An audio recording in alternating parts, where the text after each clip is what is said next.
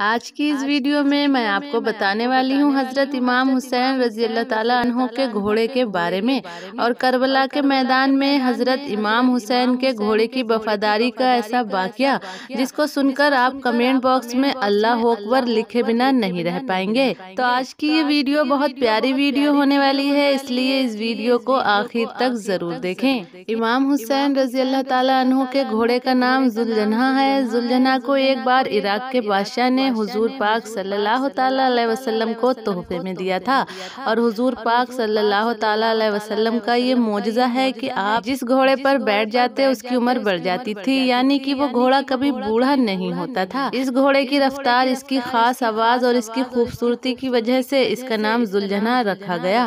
جب بھی یہ گھوڑا میدان میں حملہ وار ہوتا تو ایسا لگتا جیسے کہ یہ اڑ رہا ہو، اس لیے اس کو ذوالجناح یعنی دو پروں والا گھوڑا کہا جانے لگا۔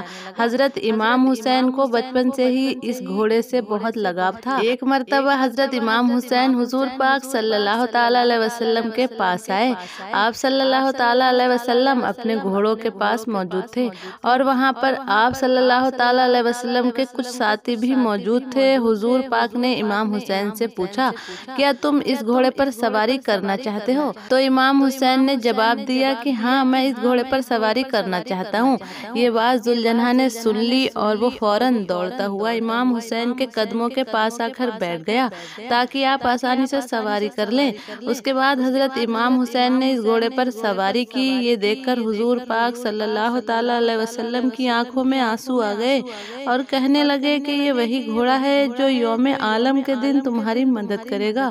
اور اسی گھوڑے ذوالجناح نے کربلا کے میدان میں حضرت امام حسین سے وہ وفاداری کی جس کو دیکھ کر خود بفا کو بھی ذوالجناح پر ناز ہونے لگا۔ امام حسین کے گھوڑے ذوالجناح کے بارے میں یہ بات مشہور ہے کہ کربلا کے میدان میں امام حسین پر جب پانی روک دیا گیا تو اس کے بعد ذوالجناح کو کربلا کے میدان میں پانی پینے کا موقع ملا، لیکن اس نے پانی نہیں پیا، اور اس کے بعد 10 محرم کو حضرت امام حسین رضی اللہ تعالیٰ عنہ کربلا کے میدان میں ذوالجناح سے نیچے گرے تو ذوالجناح امام حسین کے سامنے آ کر اس طرح سے کھڑا ہو گیا کہ یزیدیوں کی طرف سے آنے والے ہر تیر کو اپنے اوپر لینے لگا۔ ذوالجناح کو اتنے تیر لگے کہ اس کے جسم کا کوئی بھی اعضا باقی نہ رہا۔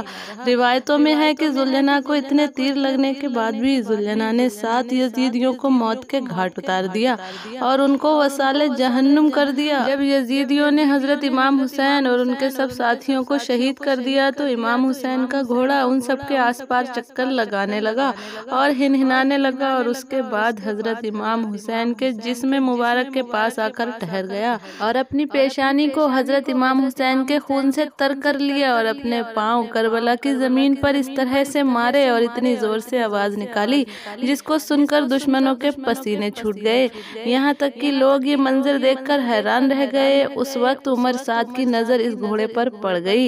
اس نے کہا کہ یہ گھوڑا میرے پاس لایا جائے، یہ گھوڑا رسول اللہ صلی اللہ تعالیٰ علیہ وسلم کے بہترین گھوڑوں میں سے ایک ہے۔ اس کے بعد عمر سعد کے لوگ اس گھوڑے کو پکڑنے گئے، اور جب وہ گھوڑے کے نزدیک گئے تو گھوڑے نے ایسا پاؤں مارا کہ انہیں وہاں سے الٹے پاؤں بھاگنا پڑا۔ ذوالجناح نے کچھ سواروں کو تو ان کی سواری کے ساتھ ہی زمین پر پٹک دیا۔ یہ دیکھ کر عمر سعد چلایا کہ اس کو اس کے حال پر چھوڑ دو، دیکھتے ہیں یہ کیا کرتا ہے۔